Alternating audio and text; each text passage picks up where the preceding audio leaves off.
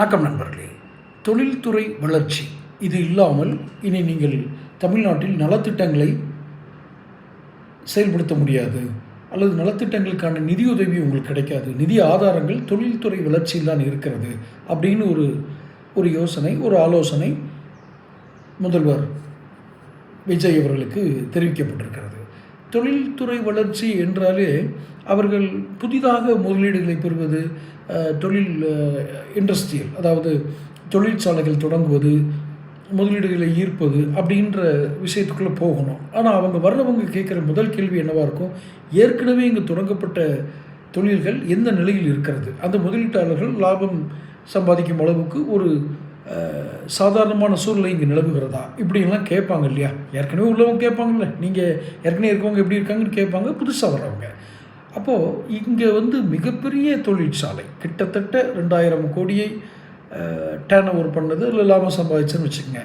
அந்த மாதிரி தொழிற்சாலை காப்பர் மேனுஃபேக்சரிங், தூத்துக்குடியில் இருந்த ஸ்டெர்லைட் ஆலை, அதை இழுத்து மூடி பல வருஷம் ஆச்சு. 2018 இழுத்து மூடினது கிட்டத்தட்ட 8 வருஷம் ஆச்சு தோராயமாக. இப்போ அவங்ககிட்ட கேட்டால் இந்த ஊரில் தொழில் ஆரம்பிங்கன்னு சொல்லுவாரா? மாட்டார். அப்போது தமிழ்நாட்டினுடைய ஒரு தொழில் வளர்ச்சிக்கு ஒரு கரும்புள்ளி அப்படின்னு சொல்லுவாங்க இல்லையா, அந்த அடையாளமாக இருப்பது ஸ்டெர்லைட். ஆனால் நம்ம மகான் விஜய் ஸ்டெர்லைட்டுக்கு எதிரான கொள்கை உள்ளவர்னு நினைக்கிறேன். இப்போ எப்படின்னு தெரியாது. இதுக்கு முன்னாடி அவர் ஆட்சிக்கு வர்றதுக்காக எதிர்ப்பு நிலையிலிருந்து ஆதரவு நிலைக்கு எதிர்ப்பாரான்னு எனக்கு தெரியாது. ஆனால் மீண்டும் ஸ்டெர்லைட் ஆலையை திறப்பதற்கான அனுமதியை தமிழக அரசு கொடுக்காமல், ஏன் தமிழக அரசாங்கத்தை சொல்கிறோம், நீதிமன்றத்திலலாம் இருக்குது அப்படின்னு கேட்டிங்கன்னா, தமிழக அரசு சட்டசபையில் பெரும்பான்மை மக்களின் எதிர்ப்பின் காரணமாக அப்படி சொல்லி தான் அதை க்ளோஸ் பண்ணாங்க.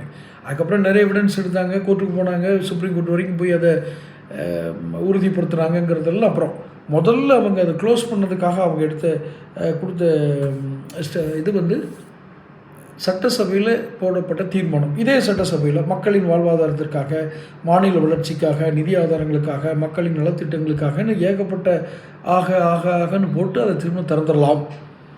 அப்போ இதுவரைக்கும் அது தீய ஆலை, நச்சு ஆலைன்னு சொல்லிட்டு இருந்தவங்கலாம் இப்போ அது சாம்பிராணி புகையை வெளியே விடுற ஆலை அப்படின்னு சொல்லணும். உலகம்தான் இவ்வளோ வேகமாக சுற்றுது. ஸோ ஸ்டெர்லைட் திரும்ப வர்றதுக்கு இதை ஒரு காரணமாக வச்சுருவாங்க. மாநில வளர்ச்சி, நிதி ஆதாரம்னு காரணமாக வச்சு ஸ்டெர்லைட்டை திரும்ப அனுமதி கொடுப்பாங்க. மக்கள் ஏற்றுக்கொள்வார்களா? உங்கள் கருத்துக்களை கமெண்ட் பாக்ஸில் பதிவிடுங்க. சேனல் சப்ஸ்கிரைப் பண்ணிக்கோங்க.